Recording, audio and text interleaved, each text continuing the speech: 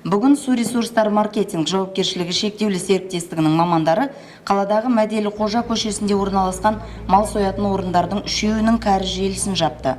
Бұдан алдын сынақ зертханасының қызметкерлері осы мекенжайларда заң бұзушылық болғанын анықтаған еді.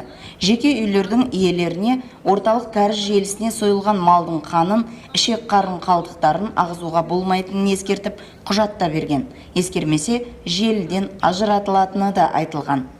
Елді мекендердің су бұру жүйелеріне сарқынды суды қабылдау қағидаларын бекіту туралы Қазақстан Республикасы ұлттық экономика министрінің 2015 жылғы 20 шілдедегі 546 бұйрығының 10 тармағына сәйкес елді мекеннің шаруашылық тұрмыстық сарқынды суымен қоса тазартуға жататын өндірістік сарқынды суды желілер мен су бұру жүйелеріне жіберуге рұқсат етіледі. Алайда желілер мен құрылғылар материалына, су бұру жүйелеріне деструктивті әсер ететін сарқынды қалдықтарды төгуге қатаң тыйым салынады. Оның ішінде мал сою алаңдары мен ет өңдеуден шыққан кез келген қатты қалдықтар, ішек қарын, ұйыған қан, тері мен оны өңдеу қалдықтары, мал шаруашылығы, аң шаруашылығы, құс шаруашылығының қалдықтары, соның ішінде нәжісін желіге төгуге тыйым салынады.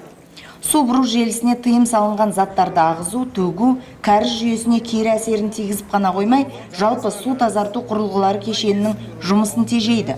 Биогаз қондырғысына зиянын тигізеді. Ең бастысы, халықтың санитарлы-эпидемиологиялық саламаттығына қауіпті. Мал соятын үйлердің көршілері жағымсыз иіске тұншығып отыр. Бұл аймақтағы кәріз желісінде егеу құйрықтар көбейіп кеткен. Осы аумақта тұратын қала тұрғынының бірі жақында аталған мәселені көтеріп мемлекеттік органдарға шағымданды. Ол қала әкімдігінен мал соятын үйлердің қожайындарына нақты қатаң шара көруді талап етіп отыр. Су ресурстары маркетинг жауапкершілігі шектеулі серіктестігі мал союға дағдыланған, оны кәсіпке айналдырған үй иелеріне кәріз желілеріне тыйым салынған қалдықтарды ағызуға қатысты тексерулерді үздіксіз жүргізетінін ескертеді. Сондықтан заң талаптарын орындап, кәріз желісін пайдалануда техникалық шарттарды орындауды сұранады.